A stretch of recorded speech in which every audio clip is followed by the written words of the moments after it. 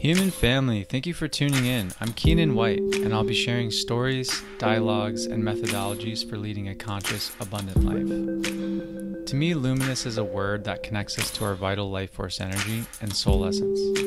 Your bioluminosity is a barometer for health, a gauge for abundance, true prosperity, and a luminous way of life.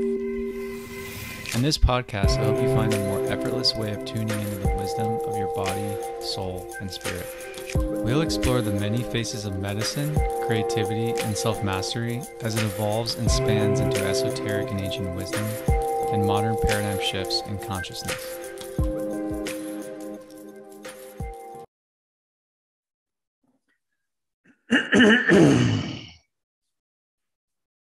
Hello, hello. Hello, hello. Testing, testing. 1, 2. We're Three. talking about sex 1, 2, today. 3. We're talking about, what was the title again? I forgot. Something about being a portal for creativity through sex. That's right. Sex being a portal for creativity. So this is what we are discussing today. You can see we're really thrilled about this. We are. It's late. Yeah. But it's good. Yeah. Here we We're are. feeling the vibe. So I had sex this morning. It was great. Lucky you, I did not. Did you open a portal to creativity? I believe I did. Mm-hmm. Definitely opened a portal of some kind. Definitely gets me in a good space for the day. It's kind of like meditation at the beginning of my day, kind of opens me to deeper relaxation, more joy. That's right. I remember too, like later in the day, Kyle and I were throwing shirts at each other. We were folding laundry, and then we were being really playful. And it doesn't happen all the time. You know what I mean? And Nice. I was like, I wonder if that had to do with the sex in the morning. Very well could have been. Tends to bring a lot more playfulness into life, doesn't it? Yeah, it seems to. Mm-hmm. Yeah. And then I was laughing like so much with my friend Lisa on the phone, and yeah, something to it. There's a scene in a Midnight in Paris. Have you seen that? I don't know. It's a Woody Allen film, Okay. and Owen Wilson plays the main character, and he basically shows up at this one spot every night in Paris, and he goes back in time. Mm. And he meets with all these artists and creatives, writers, Zelda Fitzgerald and Scott Fitzgerald and Ernest Hemingway and some other famous painters. Salvador Dali is in it. Yeah. And it reminds me of the moment where he's in the car with Ernest Hemingway, and he talks about this really intense story about being at war and like his life as a man and the struggles of it, and how that you can live again when you have sex with a woman, when you make love to a woman, you can, it's all going to be all right. Mm-hmm. And there's something about sex that just has He knows what's up.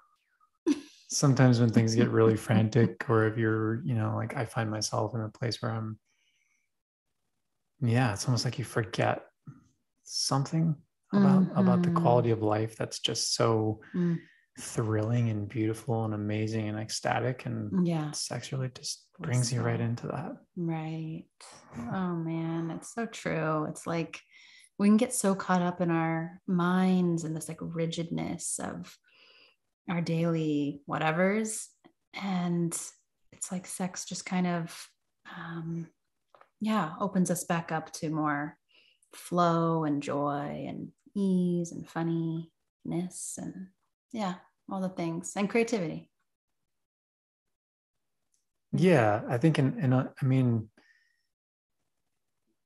as long as they're for men it's a little bit of a different story, like women can just kind of go. And then for men, like if we if we ejaculate, then like We've been our going fun on, is over. Okay. Or is It's it? over for you as for well. a little bit. Energetically, I think, yeah, in a certain sense, yeah. Yeah. So that, I mean, I think there's a certain level of sexual mastery that's important in playing with creativity. I mean, if you're, I mean, the Taoists say that if you're a man who's above 25, then you can come once a week to maintain your ultimate, like, life force energy, or your jing, your life force energy. Yeah. And I think it's not even really that much when you're younger. Yeah. I mean, yeah. Wow. Once a week. And then what happens when you get older? Well, you got to wonder. Once a month? Like, what is? I mean, that's just, I guess, their old philosophy, but I think there's something to say about that. Like when you, I mean, because in some of my experience, I've been able to get to that place where I can, you build up to an orgasm and then you just don't release. And then, some people say the great time to go to the gym and use and pour all that creative energy into something else. Right. Or write your book. Right. Where it's a little different for women, maybe, like have your orgasm and then write your book. Yeah. Well, I will say that I actually used to do that as a teenager, but it had to do with, if there was a creative project, like so I sewed. And if there was like a creative project I was working on, like sewing a swimsuit or a dress or something, I would like get very turned on. But I would, let's see, how did that go? Yeah, I would sort of like use that energy to finish the project. And then I would go ahead and let myself masturbate as a teenager. This is a lot to share, but you know what? It's just like, here we are. I was very lucky because my mom told me from a young age that, sex, masturbation, these things, exploring your body, there's nothing wrong or bad with it, and I was so blessed to hear that, because I went to a Catholic school and all my friends thought it was extremely sinful to touch yourself and to explore yourself like that. So I couldn't talk to my friends about it. It was kind of this secret that I had, but but I know, that it's, luckily I've known that, and I used that creative energy with those projects. So yeah, absolutely. You can definitely, kind of move that energy into something that you want to create, rather than just, I mean, it's also, it feels good also just to like, let it out, I guess, as a guy, right? Totally. This is different, different experiences. Yeah. It's not to say like never do it. Right. But I mean, if you're not mindful, then it's like my, my old, Thai restaurant owner, when I was working and living in Melbourne, Australia. And she would refer to, one of our Chinese coworkers. I was waiting tables at this restaurant. It was a Thai vegan restaurant. It's actually really funny because they would always eat meat in the back and like eat pork and whatever else. And so we would be sometimes eating that and then serving everybody else the vegan food.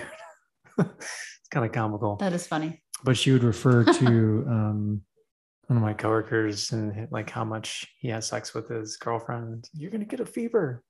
Like, watch yourself. And I mean, she's just making fun, and like joking around. But I think there's like something to say about like, if you do release all the time, then I mean, it's not the same reality. I know that's true for myself. I mean, and also just, I mean, remembering or realizing that you can still have orgasm without release as a man. Yeah. And to be able to play with that is like a whole nother wild world. Right. Yeah. Do you know what that does? Like, I mean, I think about it as more or less like a way to work with the Kundalini energy and that creative life force energy, or the creative sexual energy is, it's there. And maybe we're playing with ourselves and then, bringing a lot of the focus of energy in that area. But right when there's that moment of release or orgasm, then you can, I mean, what I do is just play with like really breathing all of that energy all over my body, like basking in it. And so then the orgasm is like a full body Yeah. kind of experience. Mm-hmm. And then it's also bringing the energy sort of all over into the field of my body so that I can kind of like work with it. Mm-hmm. You know, it's not just like gone. Because when you ejaculate, it just goes out, right? And Right. it's gone. Yeah, more or less. I mean, felt good for a minute. But Right. then And then you're kind of gone. sleepy and maybe like a little guilty, or like you some shame comes in or whatever it is. You're just talking about like most guys like have that could happen. I mean, yeah. it doesn't like that doesn't happen with me like now, but like in sure. previous times where I would play with it in that way, right. You have like where unconscious. Yeah. Well, and maybe there was other stuff surrounding my sexuality, like given that shame was showing up at that point. But I mean, I think there's an element of like, now it's over. What am I going to do? Right. Yeah. Or like when it's not over, it's kind of like, whoa, that was thrilling. Like, what's next? Wow. And sometimes I'll even have ideas come in. And times when I've been like, I'm not having as much sex right now, but like when I was before, you know, in this past couple of years, sometimes we would be getting creative ideas come right through, like in the middle of sex, and like, holy shit, I just had this idea. That comes through. And I think there's something with that, just that energy. It's just, in some ways, it's just allowing the very vital energy that's animating us. And that's in some ways like keeping us alive and driving us to procreate. Instead of procreating, we are just creating. Nice. Well said. Yeah. Totally, to create more.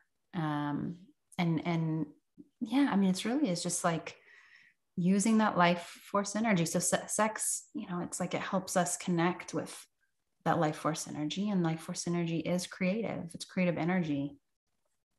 And so we get to choose how to channel that energy.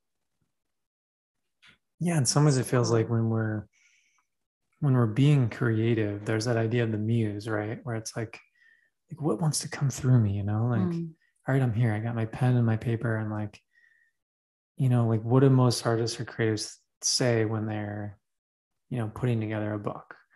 A lot of times, you know, what you end up hearing is, yeah, so it just came to me.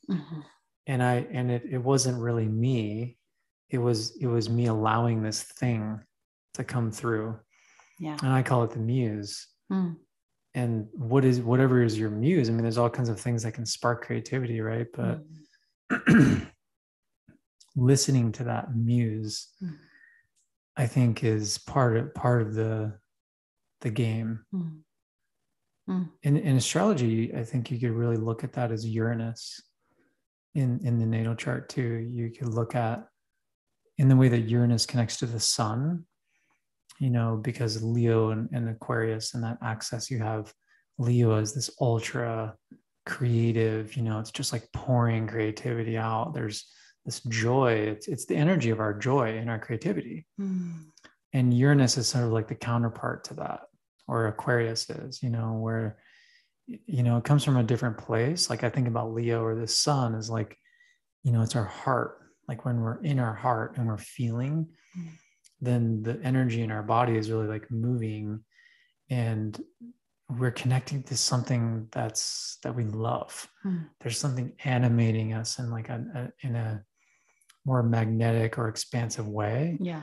And then Uranus to me is like, it's our nervous system. So it's kind of like how we're sort of holding the frequency of the electricity, or like what's coming through from like maybe another place in the collective field, maybe like the muse. And so those things uniting, you know, are like, well, okay, like I'm in my heart, I'm kind of opening the portal for the lower and higher energies to come in, and maybe open this channel up so that something wants to come through me, and I can be a conduit for that.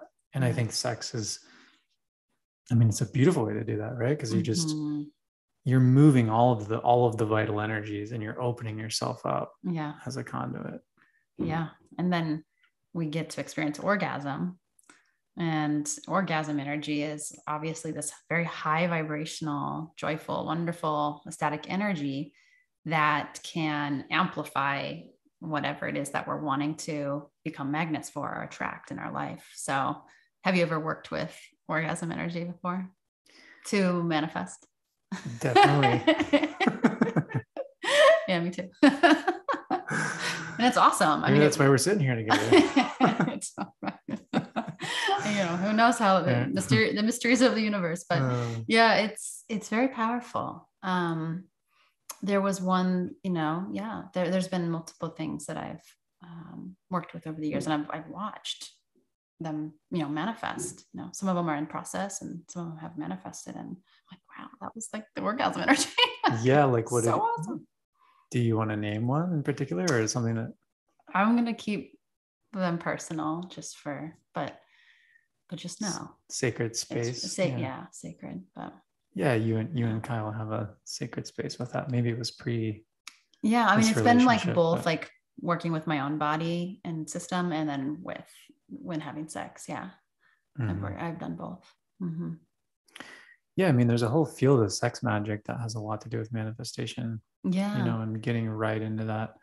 I mean, I'm not going to go into like at your own risk, I guess, little disclaimer here, and do your own research kind of thing. But yeah, I mean, I do know one sort of path in sex magic where at the time, I mean, of course, there's a lot of like setting up the sacred space and like being very intentional and even calling in, certain energies. But ultimately at that time where there's a unified orgasm, when you're both having an orgasm together and you're building up into that space, then you're both calling forth like a deep, clear intention around whatever that is, and just going right into the energy, like merging, full merging. It's so powerful. Wow. So I mean, it can be taken to any level, really. Yeah, I mean, imagine if you're trying to get pregnant, that would be a really great exercise, right? The ultimate creation. The ultimate. I mean, maybe. Call them in. You say maybe your baby. I could tell. You say maybe. I think that worked out pretty well. Yeah. Well, I was feeling like maybe a baby is the ultimate creation, but maybe not. Oh, I see. Yeah. I was thinking the ultimate way to do it, but yes, baby. Yeah. Yeah, that's so cool. 2 people. And then, when like more than one person gathers, right? Where more than 2 people gather is a super powerful. I mean, I think Jesus might have said that. It's like a super potent way to do anything, but I think manifest things as well. So that's why putting 2 people's orgasm energy together would be extra potent. Yeah. Yes, it feels like important. Maybe we touch on like the field, the energetic field of creation and magnetism and manifestation. Yeah. Just because that's really what you're doing. I mean, you're just creating a greater field. We create through what we feel. So if we're feeling that, and we have this heightened sense of feeling, then what do we have access to, right? If we're feeling constrictive and we're limited, or we don't, the energy is stagnant, it's stuck, it's not moving, then it's hard to open up to a larger field of abundance, to more possibilities. And it's like you imprint the field with these, vibrations.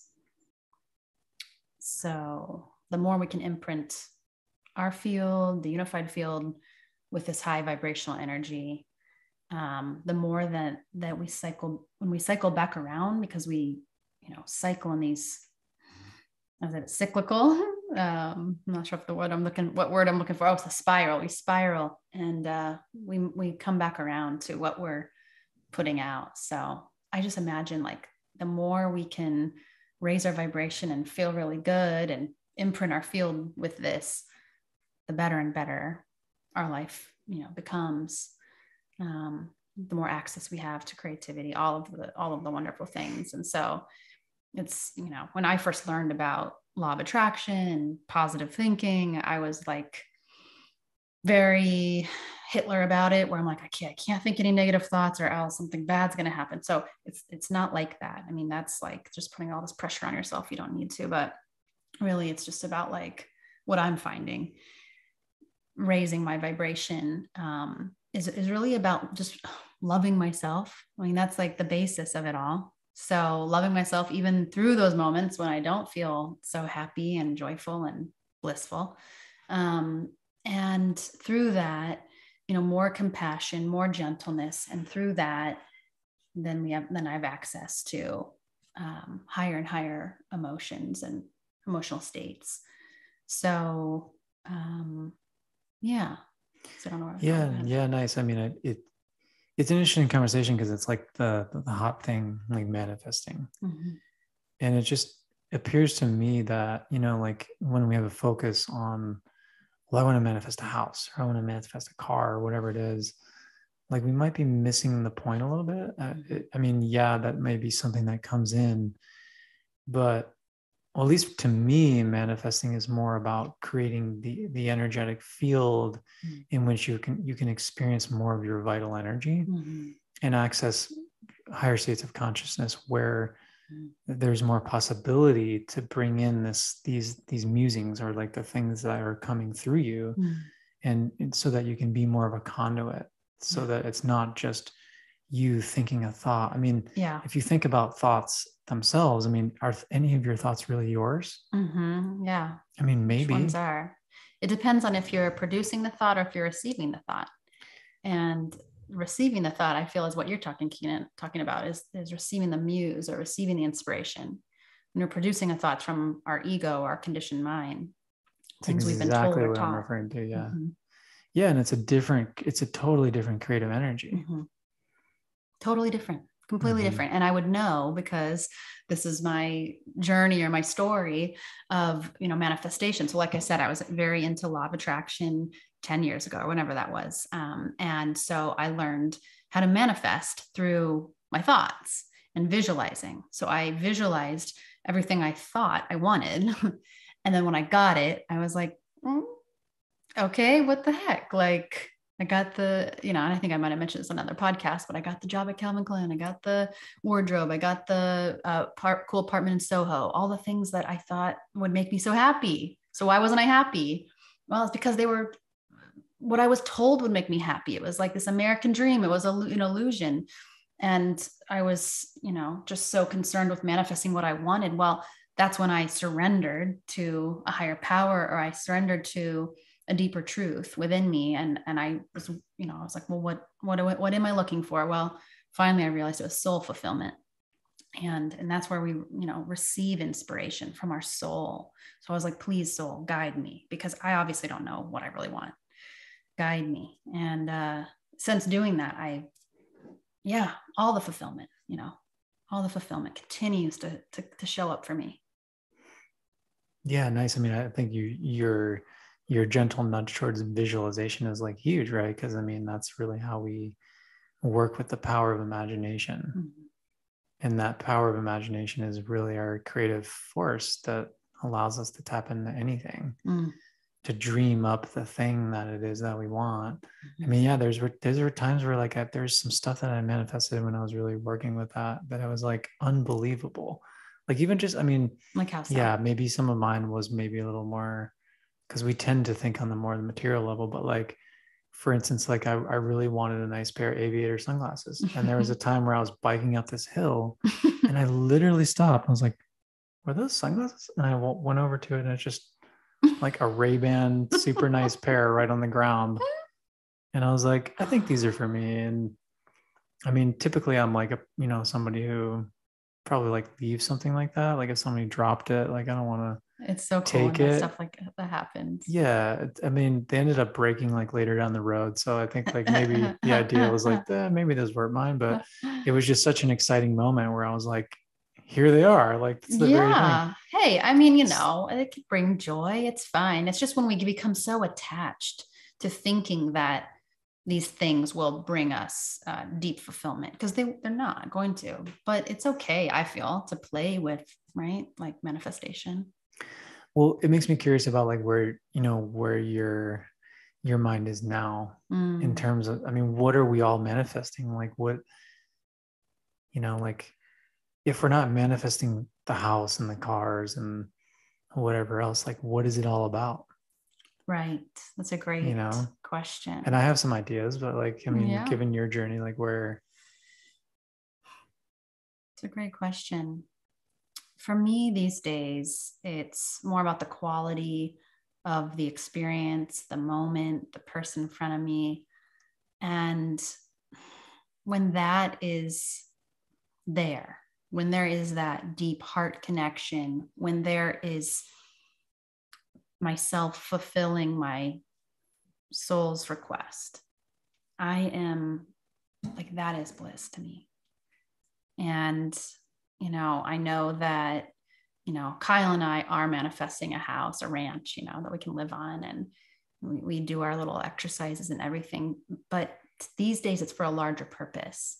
And that larger purpose, for instance, for us is to bring community together so that people can come to our ranch and we can work with them with, plant medicines and these beautiful big cats and dogs. We want to have, like what kind of wild animals, but not wild, like wolf dogs, for instance. The whole vision is we are completing the vision within our, consciousness.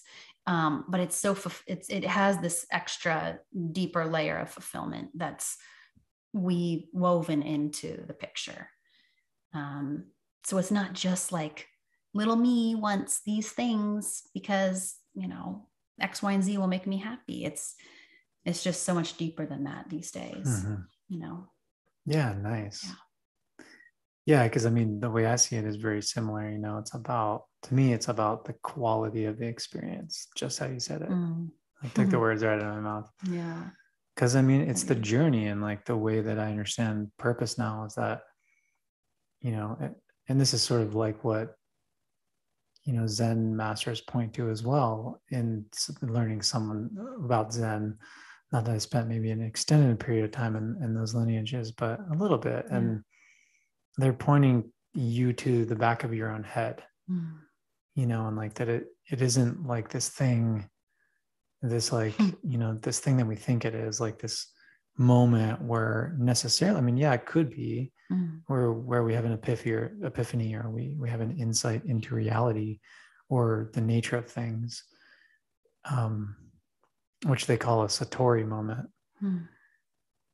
But it's more or less just like to me, like a simple way of orienting one's awareness to the lived experience, because all we really have is this moment. And as much as we want to live in the past and we want to live in the future, like this is it. Like here we are, here's the opportunity to live in this bliss now. And like you mentioned self-love, and I feel like, it comes back to something so simple, right? Where we can offer ourselves really something in our experience, in some ways based on how much we have our hearts open. And I think that that's a big part of it is, seeing that like manifestation has a lot to do with that lived experience and quality of consciousness that is an open heart, but also aligned to higher purpose. And higher purpose, we could call genius.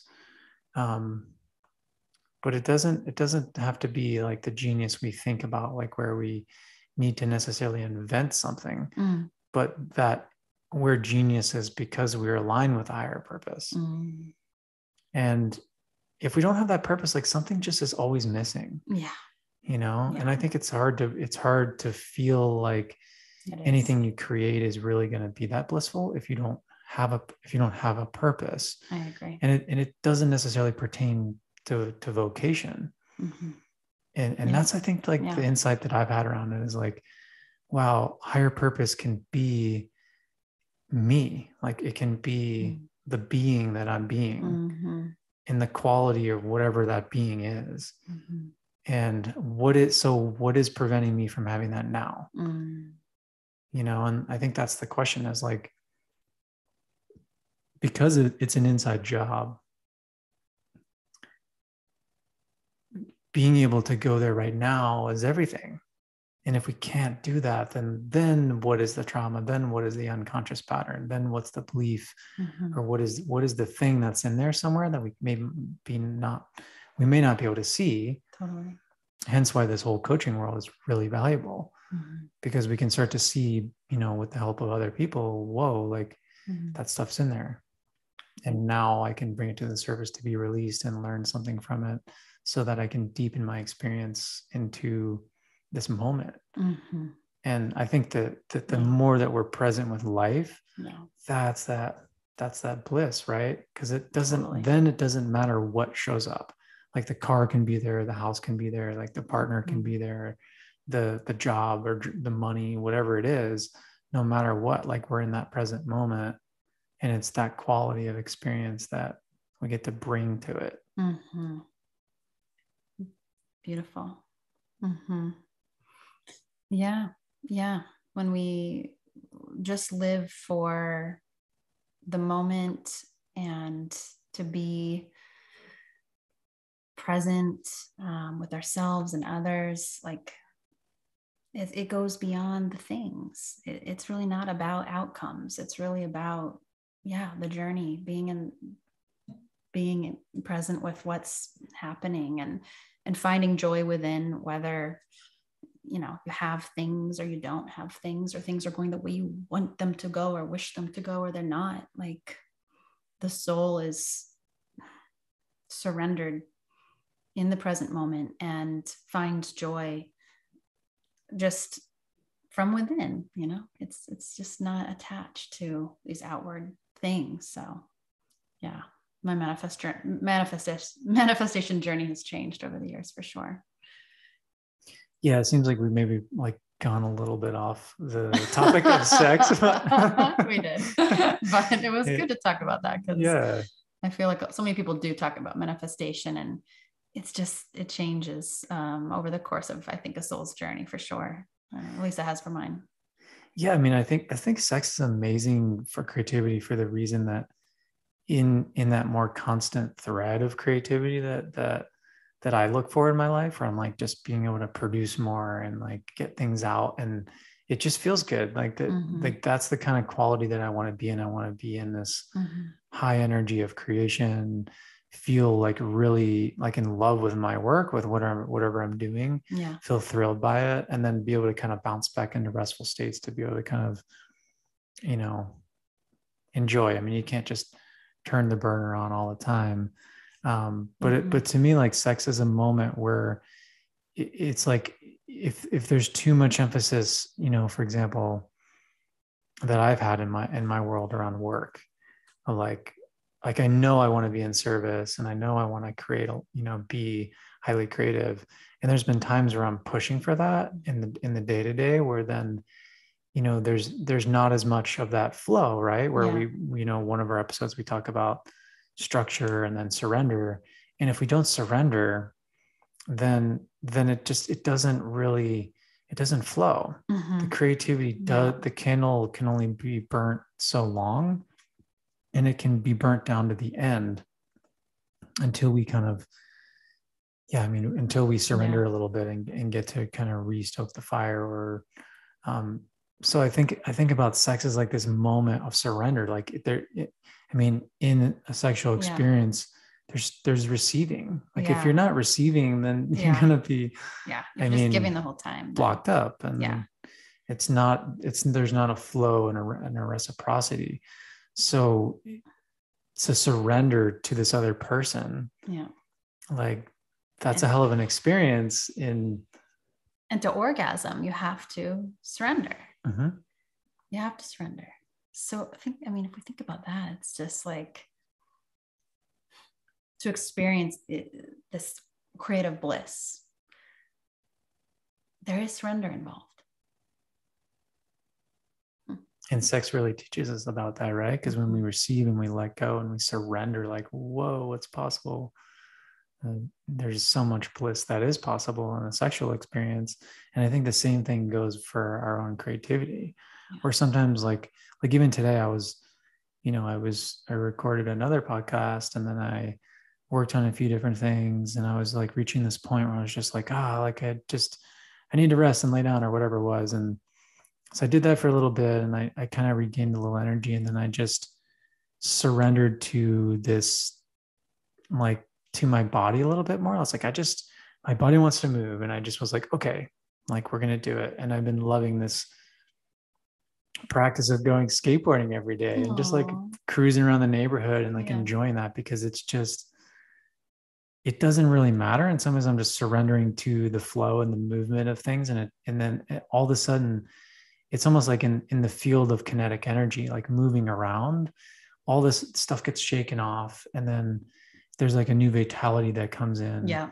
And all of a sudden some ideas start coming back in. Totally. And That's my experience too.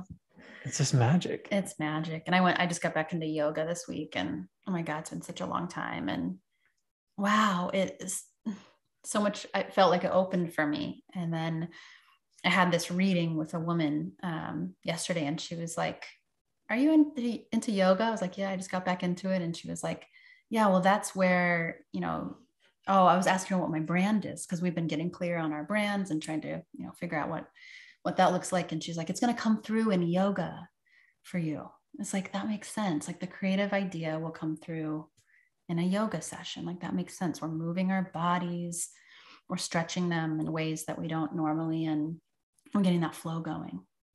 So this creative inspiration comes through when we, if we're just sitting in like a corner or at a desk at a computer all day, every day, and just like in one position, how do we expect new creative ideas to flow into our experience? It's like the stagnancy. You know what I mean? Yeah. I mean, I think that's a real cue when you've reached stagnancy, when your partner comes up to you and you're at work and you turn them away and they're coming on to you. That's like, oh man, you really lost it there, I think. I have this great opportunity over here, but I must work more. And, I do feel like it's a thing for particularly Westerners or Americans to get too, obsessed with our work and our work culture.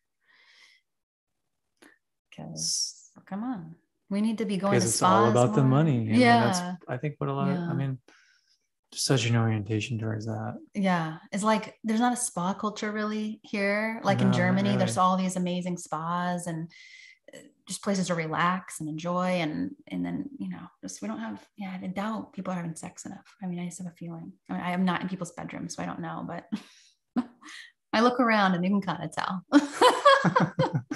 Yeah, you might be able to tell whether someone is well fucked as you've said that before. It's that word, right? I know there are people who are well fucked, but many people are not. Yeah, maybe the underfucked like could be struggling with creativity. I mean, I imagine likely. Yeah, I mean, me too. It does feel, just given the nature of my last partnership, and we were really feeling into that too. Just, giving each other like massive amounts of permission to just bring all of us to the table in our sexual experience, and just, we'd have these really long sex dates where we would meet for like a day and just like be in bed together and like allow ourselves to just have that. And it's like, how many people do that, like, and we were in this neighborhood and we like look around and it's like you can kind of see like what people are up to, and again, like I'm not going to make assumptions necessarily like about they're better in life, but we could probably use a little bit. And I think we could probably use a little bit more focus on relaxing into life and relaxing into the moment instead of forcing work to work, or then we reach some point in our life where we have lots of money but we missed our kids growing up and missed the boat on like even understanding who we are. Totally. And this whole like make it happen, there's something to taking inspired action that when we receive it, sure, but making it happen, it's sort of like, what happens before that is opening and coming into the receptive state so that we can allow that inspiration to come in. And to do that, did I mention surrender? I mean, we have to surrender. We have to find some time to relax, have sex, take a step back from our daily life and just come into this receptivity, it's an energetic shift that we make. And then all of a sudden, we're open.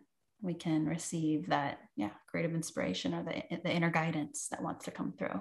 But if we're just running around like chickens with our heads cut off, trying to get all these things done on our to-do list and can't breathe, I mean, think about how open you are in that moment. Not really, you're in survival mode and you're closed off in a way. I mean, you kind of close yourself off from that flow. Totally. And sex is the perfect way to really gauge where you're at with that. Like, how much am I really receiving right here? And how, not that it's necessarily about how quick to get in, into a sensation, but there's a certain gauge there of like how quick your body drops into like the surrender into that, right? Where you're like, and then if it takes a little while and you're kind of, there's a little bit of frigidity or like coldness, then it might be a cue of like, hey, I could use a little bit more of this on a regular basis. I've been working with an Incan shaman a little bit about, working with more of the 5D energy and the space of the timeless and pure creativity. And one of the things that she says over and over again, and I've been really feeling and contemplating into this, is just the idea that to the degree that we receive is the degree that we're manifesting.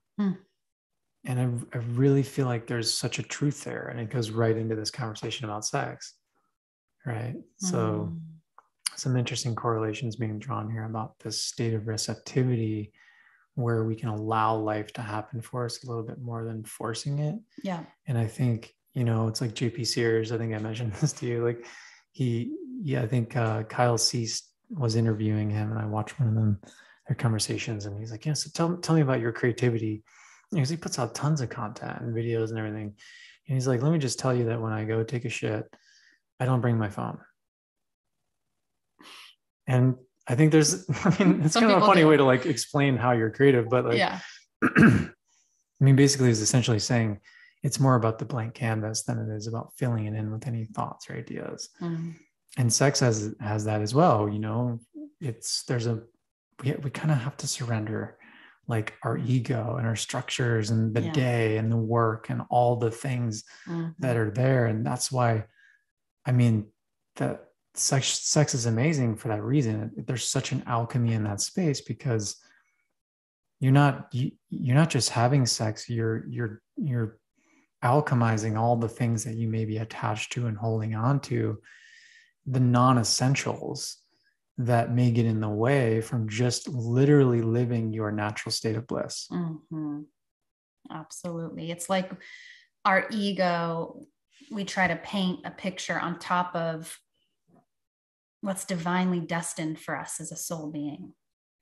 And when we can remove our ego's need to like say, this is what I want, and coloring on top of it, and we just surrender that, our destiny becomes clear and clear and emerges in our reality on our behalf because we are giving this space for it to. And it's kind of, I don't know, some people might be like, that's scary, or that's what, it can be, hard to let go. And maybe we're afraid that nothing will emerge, or if I don't make it happen, nothing will happen. If I don't know what I want, then I'm going to get something I don't want. But it's just not my experience, and as we talk about our manifestation processes evolving, like this is my new realizations. And what I realized too is like, as we open our hearts and we expand our consciousness, everything that we truly want is all here. And as we open our consciousness, then we're automatically aligning to what we truly want. So just got the chills on that. So we don't actually need to know from our little me mind, like, I know I want a boat and a car and it's just, we already know, our soul knows what we want. So when we just open to that and open our hearts and say, hey, I choose my, most amazing new earth reality. And when I wake up, my soul knows what I want. That's what I choose. That works just as well. And it's a lot less worrying about, well, what I need to know exactly what it is. And you can play with it so many ways, there's all the ways to create. But that one for me has been a little bit more like ease filled and like, okay, take the pressure off. You don't have to visualize every little thing that you want to happen. I used to think that you did. Oh my God, it's kind of exhausting and pressure filled. It doesn't have to be.